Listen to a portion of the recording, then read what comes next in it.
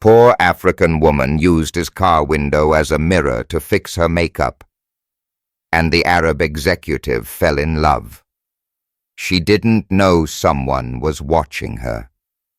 On a dusty Casablanca morning, with the sun already painting gold over cracked sidewalks, a barefoot young woman stood by the window of a luxurious black car. Her hands trembled as she tried to fix her faded lipstick, using the reflection in the tinted glass. She was running late, her blouse slightly wrinkled, her face tired, but filled with quiet determination. She had no idea that behind that glass, an Arab billionaire sat silently, mesmerized. It was supposed to be just another day for him, a business trip, a meeting, a string of decisions. But something about her fragile grace, her effort to appear composed despite life's weight on her shoulders, stopped him. It wasn't pity. It was fascination. A woman who didn't beg, didn't cry, didn't ask, just stood tall and fixed her makeup using a stranger's car. He watched her walk away, unaware that his entire world had shifted. What happened next will leave you speechless. This is a story of fate, vulnerability, and the kind of love that no amount of money can buy. Before we begin, make sure to subscribe to the channel, like this video, and turn on notifications. This helps us bring more inspiring stories like this to you. The streets of Casablanca buzzed with life that morning. Buses honked, vendors shouted, and the city moved in its usual chaotic rhythm. But inside the sleek black Rolls-Royce parked near the busy intersection, time felt frozen. Amir Al-Fulan, one of the richest Arab executives in North Africa, had arrived earlier than expected for his real estate meeting. He sat in the back seat, dressed in an impeccably tailored navy suit, scrolling through investment reports on his tablet while sipping imported espresso. His driver stood nearby, smoking quietly under a palm tree. Amir wasn't used to waiting. Everything in his life moved fast, deals, people, opportunities. But today, for reasons he couldn't explain, he had asked his driver to pause on this street, claiming he wanted a feel of the neighborhood. In truth, he didn't even know why he was there, until she appeared. She emerged from a side street, walking quickly, one hand holding a plastic folder against her chest, the other smoothing down her shirt. Her skin was deep and luminous under the morning light, her afro tied back in a loose bun. Her clothes were clean but worn, an old pink blouse tucked into a long black skirt. She had no makeup on yet, and from the way she looked around, it was clear she was searching for something. She stopped right in front of Amir's car. The tinted glass acted like a mirror, and she leaned in slightly, close enough that her breath fogged the surface. She pulled a small, cracked compact from her pocket and quickly began dabbing a faded powder on her cheeks. Her hands trembled slightly. Then she reached for a lipstick, almost finished, and touched up her lips. It wasn't vanity. It was survival. Inside the car, Amir had put down his tablet. He couldn't take his eyes off her. There was something raw in the way she stood, Not the desperation he often saw when poor people looked at his car, hoping for money. No, this woman didn't know she was being watched. She wasn't trying to impress anyone. She wasn't trying to sell him anything. She was simply preparing herself. She squinted into the glass, adjusted the collar of her blouse, and for a moment smiled softly to herself, as if trying to borrow courage from her reflection. Then she turned and walked away. Amir's heart, usually numb from years of calculated decisions and sterile boardrooms, skipped a beat. He reached for the door, hesitated, then stepped out of the car. "Stay here," he told his driver. He followed her from a distance. She walked into a nearby building with a faded sign, Maison Propre, Domestic Services Agency. Through the dusty window, he saw her hand over her folder to a receptionist, bow slightly, and take a seat. Inside, a small group of women waited quietly, dressed much like her. They were applying for housekeeper jobs, temporary work, low pay, hard labor. He watched as she sat down, pulled out a pen with no cap, and began filling out a form. Her lips moved silently as she read each word. Amir stepped back, his mind racing. What was he doing? He was a man of power. He didn't follow strangers. He didn't stop meetings because of a passing face. But this wasn't just a face. There was something in her that stirred a memory buried deep within him, a memory of his mother, long before wealth had entered his life, wiping dust off her cheeks in the reflection of a bakery window. For the first time in years, Amir felt something he couldn't explain, and he knew this wasn't over. As he stood there, uncertain, she suddenly looked up. Her eyes met his through the glass. Did she recognize him? Did she even see him? A second later, she looked away. But Amir didn't. Something had started in that moment. He didn't know her name. She didn't know his. But their lives had just brushed for the first time, and it would not be the last. The office was suffocatingly hot. A rusted ceiling fan spun lazily above the waiting room where Zola sat, gripping the plastic armrest of her chair. She could feel sweat beading along her spine, but she didn't dare shift too much or wipe her forehead. Appearances mattered. At least she hoped they did. Her name had just been called.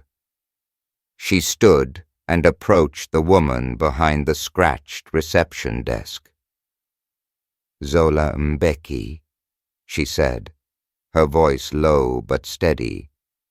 She handed over her form and tried to smile. The woman barely looked at her before waving her toward a cramped side room where a man sat behind a folding table. He didn't greet her, just scanned her form with a quick, disinterested glance. "Experience?" Zola nodded. "Yes, 3 years. Nanny and cleaning. I used to work for a family near the Medina." "References?" "They moved to France. But I have letters," she said quickly, reaching into her folder and unfolding 2 stained sheets of paper, written in French. The man barely glanced at them. "You have a phone number?" Zola hesitated. No phone right now, but I live in the women's hostel near Rue Tazi. The man scratched something onto a notepad. We might have a 3-week position, cleaning, laundry, some child supervision. The pay is 700 dirhams a week. You'd start tomorrow.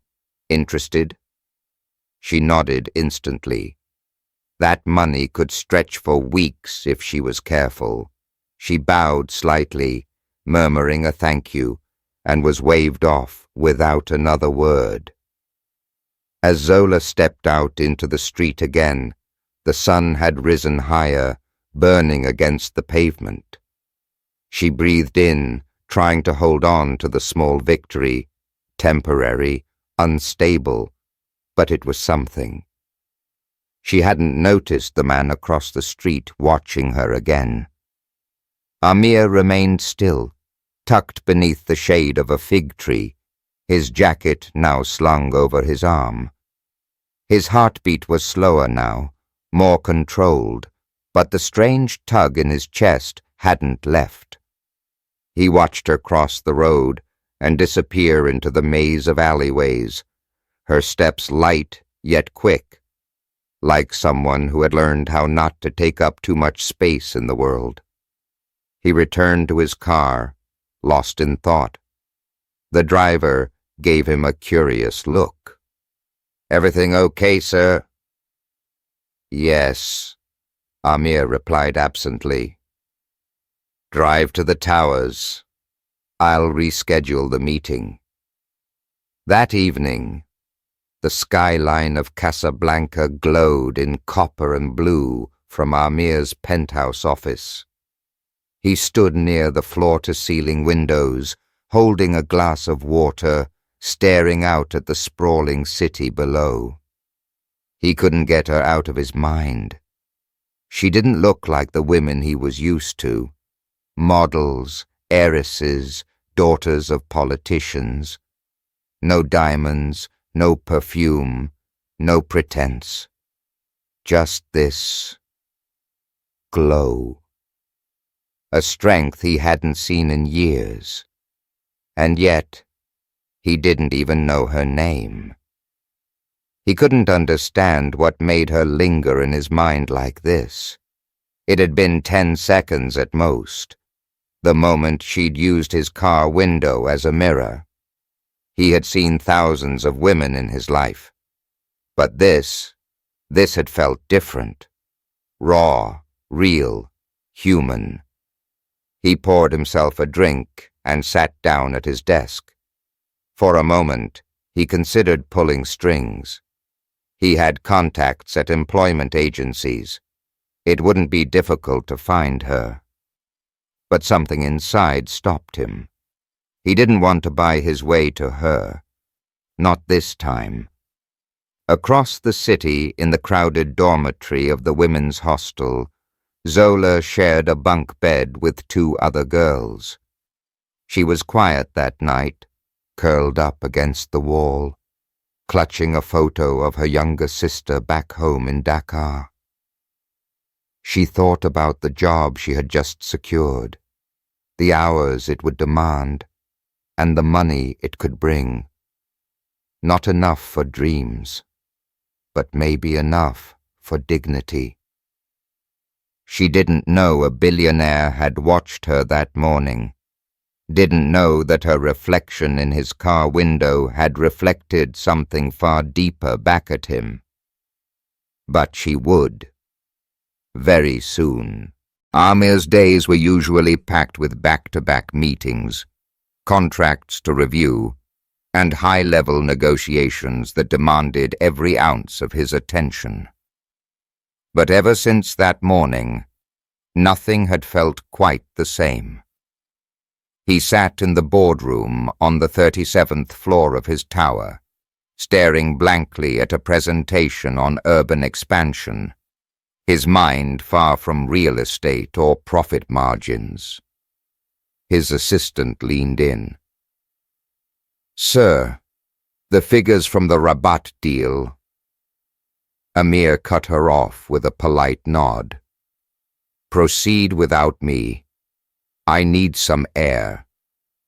He left the room, loosening his tie as he walked to the private balcony that overlooked the Atlantic.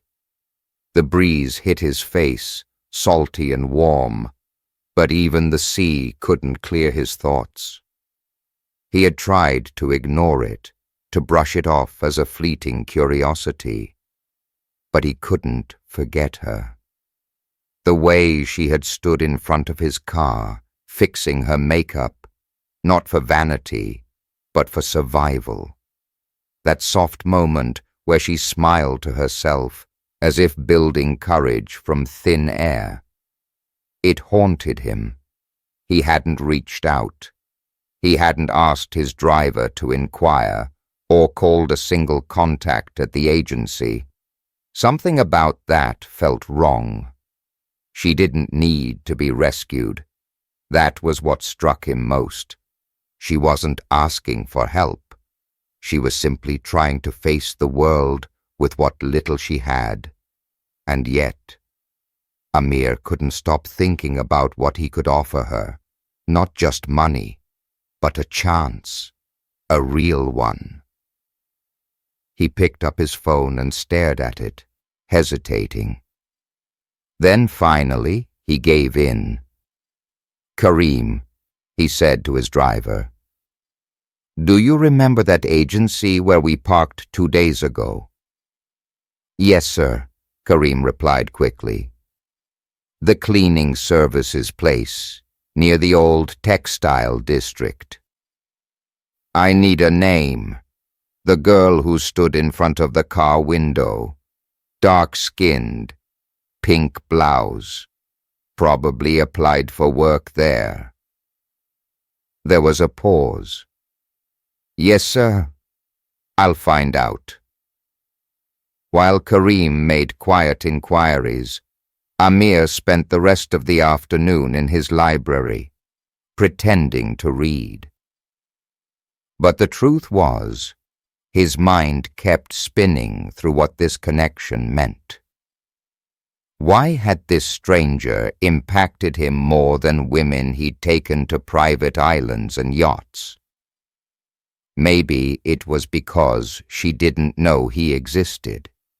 Maybe it was because, for once, something wasn't handed to him on a silver platter. Hours later, Kareem returned with a name. Her name is Zola Mbeki. She got a short-term cleaning job through the agency. A family in the Corniche hired her for 3 weeks. I have the address. Amir stared at the paper, heart racing with something he hadn't felt since his youth. Nervousness. What would he even say to her? He wasn't used to not being in control. But for once, he didn't want to show up as the billionaire. He wanted her to see him as a man. Just a man. Across the city, Zola stood in a pristine kitchen overlooking the ocean. It was nothing like the hostel she slept in at night. This house had marble floors, imported appliances, and wide windows that filled every room with light. She'd been hired to clean the home and occasionally watch over a toddler while the couple worked long hours. She moved quietly, almost invisible, careful not to break anything. She wiped counters, folded laundry, and kept the baby occupied with a soft voice and warm smile. The money was better than she expected, but it wasn't just about that. It was about proving something, to herself, to the world, that she was worthy. When she left that evening, she walked back toward the hostel as the sky turned orange and pink. She didn't notice the car that slowed down as she passed. She didn't know that someone inside it was watching her. heart caught in his throat. Amir stayed in the shadows, afraid to step forward too soon. What if he scared her? What if she thought he was just another man trying to buy her attention? He'd never waited on anything in his life. But with her, he would. He watched as she disappeared into the crowd, her steps steady and strong. He whispered her name under his breath. Zola. It was a Friday morning when the universe stopped waiting for him to make a move. Amir had spent the past 2 days battling with himself. He'd never felt this kind of hesitation before. Not in business, not in love, not in anything. But with Zola, things were different. She wasn't a transaction. She wasn't someone he could impress with gifts or power. She was a woman who carried strength in her silence and dignity in her struggle. Approaching her with the wrong energy could shatter everything. So he waited and watched until fate took the choice from his hands. He had a meeting scheduled at the Corniche, at a luxury villa being scouted for investment. He didn't know, until he stepped inside, that it was the house. The one Zola had been hired to clean. He was speaking with the homeowner, walking through the marble foyer, when he heard laughter. A baby's laughter. Then a voice. Soft, gentle. Her voice. Zola entered the living room with the toddler in her arms, completely unaware of who had just stepped inside. Her curls were tied in a colorful scarf, and her pink blouse had been replaced by a pale blue one, just as worn, but freshly pressed. She was barefoot, bouncing the child on her hip, smiling at something he had just said. Amir froze. So did Zola, when she finally looked up and met his eyes. She stopped mid-step, the child gripping her neck. For a moment, the entire room seemed to fall away. Her expression didn't change, but her eyes widened slightly, as if trying to place him. She had seen him before, once, through the reflection of a car window. A stranger then, still a stranger now. The homeowner, oblivious to the moment, introduced them. Zola, this is Mr. Al-Fulan. He's the potential buyer I mentioned. Mr. Al-Fulan, this is Zola, our temporary help. She's been absolutely wonderful with the baby. Amir smiled, but it didn't quite reach his eyes. It's a pleasure. Zola's voice was quiet. Good morning, sir. Sir. The word stung more than he expected, but he didn't correct her. The homeowner continued with the tour, and Zola stepped back, blending into the edge of the room like a shadow. Amir tried to stay focused, asked questions, commented on the layout, even complimented the ocean view, but his mind was somewhere else entirely. He stole glances at her, the way she held herself, the grace in her movements. She didn't look at him again. When the meeting ended, the homeowner excused himself to take a call, leaving Amir alone in the foyer. He hesitated, then turned back toward the living room. Zola was gathering toys into a basket, her back to him. He took a step forward. You used my car window to fix your lipstick. She froze. Slowly, she turned around, eyes narrowed. You were inside the car? He nodded. I saw you that morning, and I haven't stopped thinking about it. Zola blinked, clearly unsure what to say. Why? He shrugged, suddenly unsure of himself. I don't know. Maybe because you didn't know anyone was watching, and still, you stood with such pride. She looked away, lips pressing together. I wasn't trying to be seen. I know. That's what made it unforgettable. Zola's fingers tightened around the toy in her hand. Is this a joke? Do you do this often? Pick women off the street to... what? Save them? No, Amir said quickly, his voice soft. I've never done this before. I didn't even plan to see you again. But then, today, this just happened.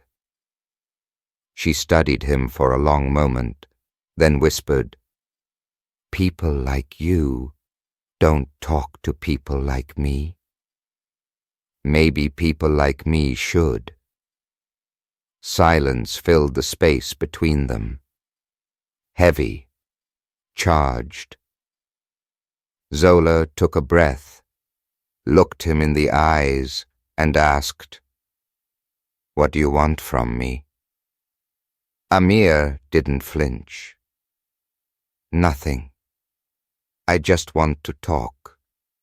Maybe have coffee. No pressure. Just talk.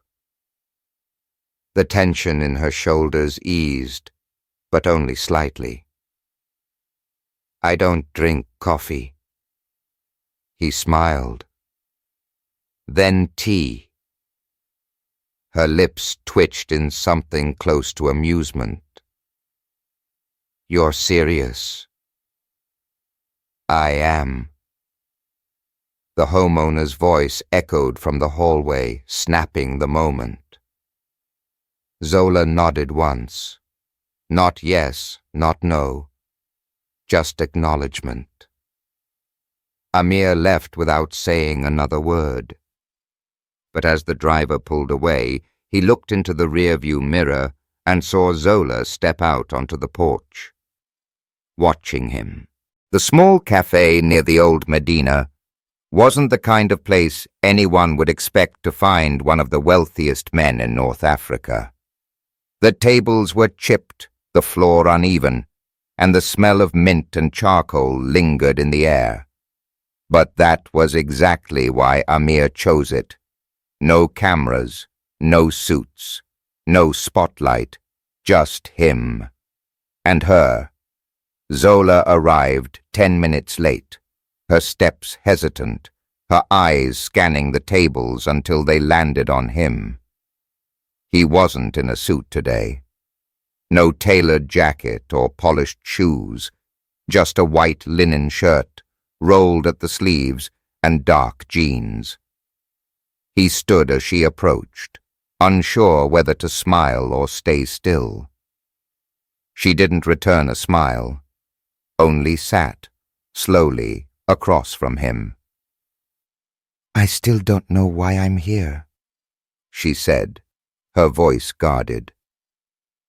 I'm glad you came anyway, Amir replied.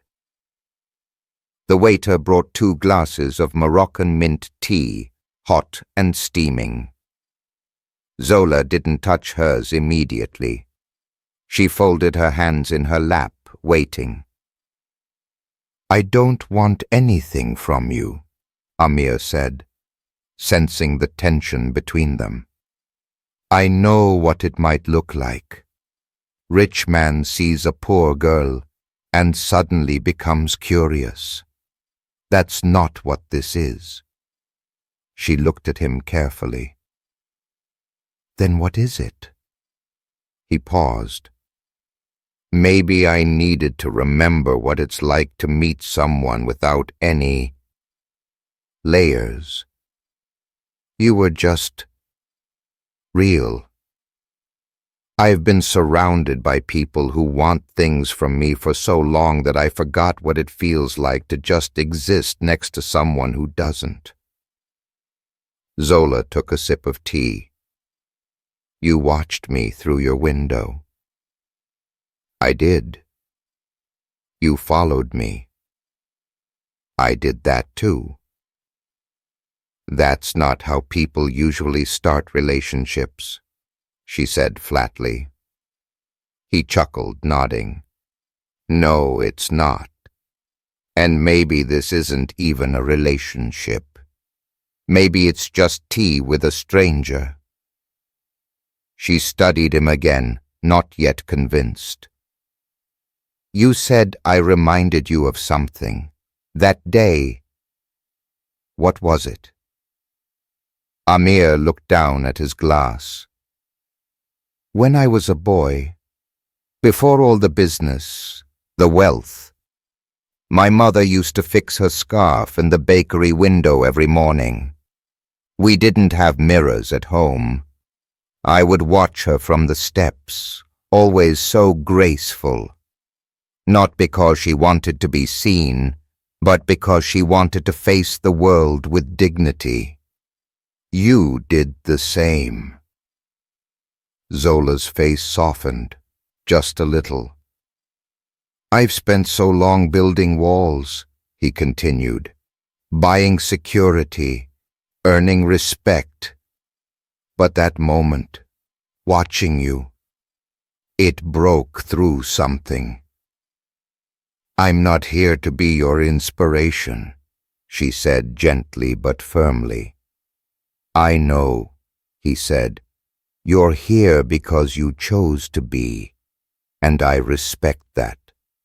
She looked away, toward the street where children played barefoot, chasing each other around a fruit cart. For a long time, she said nothing. Then finally, her voice returned, quieter now. "I came because no one ever asks me to talk. Not really. People look at me and see poverty or service or silence, but never a story." "You have a story," Amir said, "and I'd like to hear it, if you ever want to tell it." She looked back at him, her gaze direct. "It's not pretty. Neither is mine." Something shifted between them then. Not a romance, not yet, but something more honest. A thread pulled taut between two worlds that rarely touched. They sat in silence for a while longer, sipping tea, listening to the clatter of cups, the rise and fall of voices around them. Finally, Zola stood. "I have to go. The child I care for has a fever. They're expecting me." Amir rose too. "Can I see you again?" She tilted her head. "Still just tea?" "If that's all you'll give me." Her lips twitched. Not quite a smile, but almost. "We'll see." Then she turned and walked away, leaving Amir standing in the middle of a cafe he never would have entered before her. As he watched her disappear into the crowd, something inside him whispered that this was only the beginning.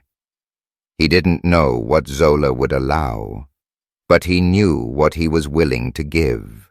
Amir didn't expect her to call. Days passed, then a week, and nothing. He told himself to let it go, that she had already given him more than he deserved. One afternoon, One conversation. She owed him nothing.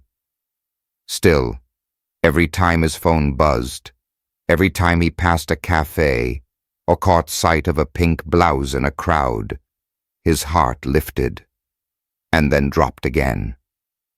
He kept working. Deals were signed, properties acquired. But none of it felt the same. Not since her.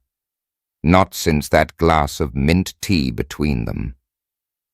And then one evening, just as the sun dipped beneath the horizon, painting Casablanca in orange and gold, his phone rang.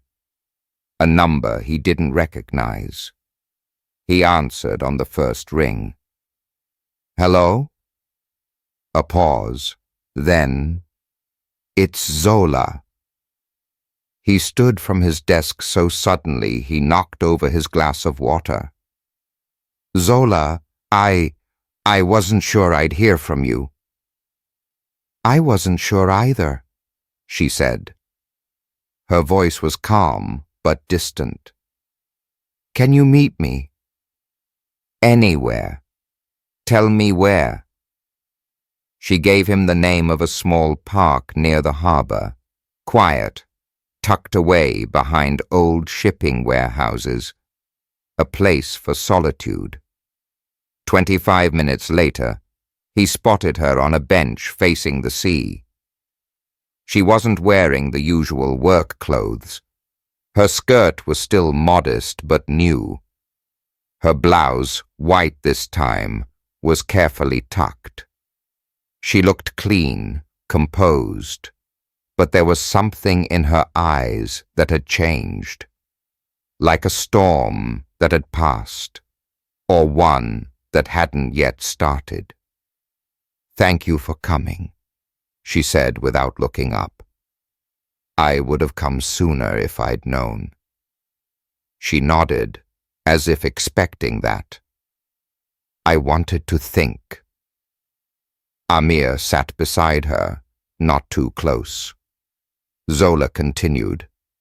"My employer got into an argument with her husband last night. Loud. Scary. I was in the next room with the baby. She came to me afterward and said I wasn't needed anymore." Amir's jaw clenched. "She fired you."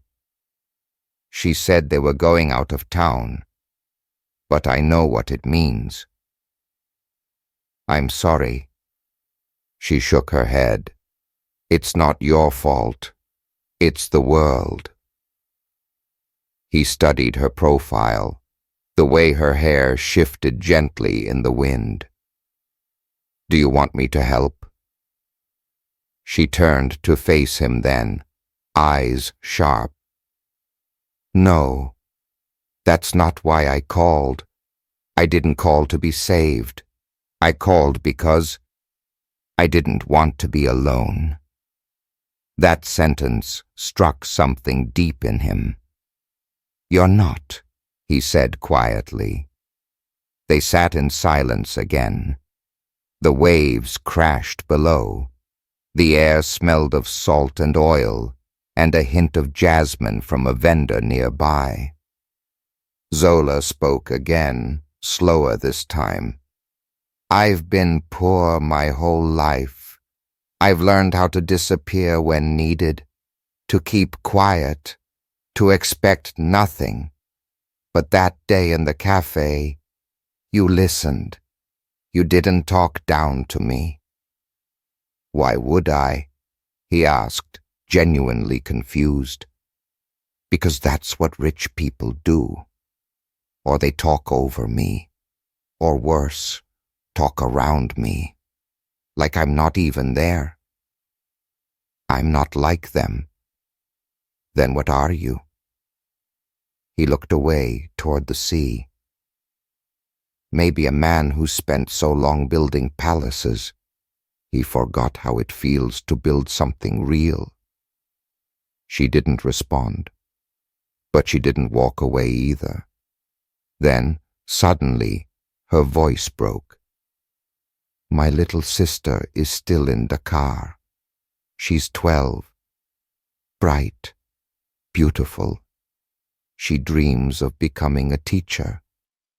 But I can barely send money back anymore. I tell her stories on the phone. I tell her everything is fine, that I have my own place, that I eat 3 meals, that I'm happy. Her voice cracked. She didn't cry, but her throat trembled. I lie every day. Amir reached out slowly, gently, not to hold her, just to place his hand near hers on the bench, an offering, not a demand. Zola looked down at it.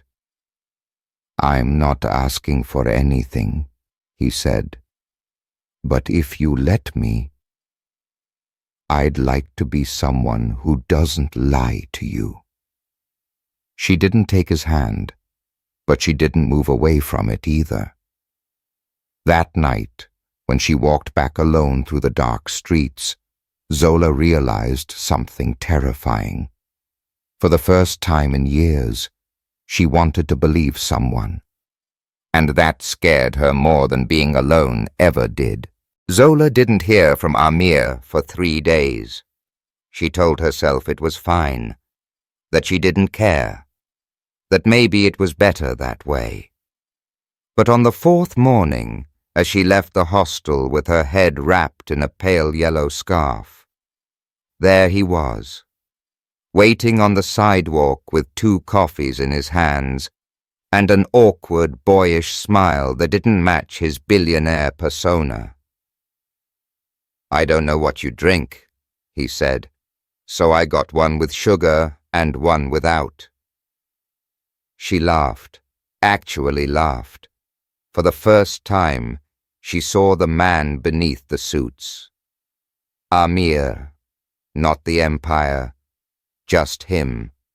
And for the first time, she let herself take the cup.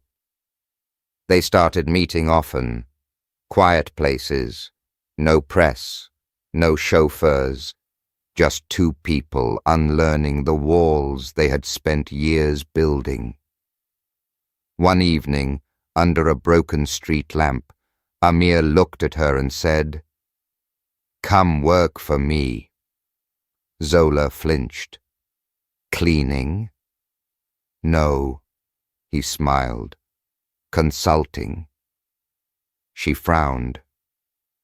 "You've lived with less than nothing, and still carry yourself with more grace than anyone I know.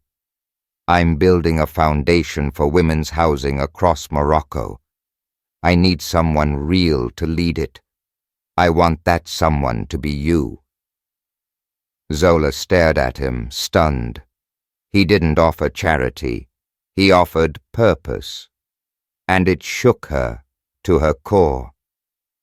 Months passed. Zola stood on the stage of a brand-new women's shelter in Casablanca, wearing a tailored blazer over her modest dress.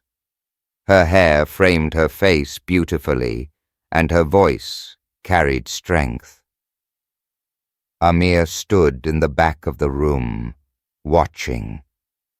No cameras, no speeches, just pride in his eyes.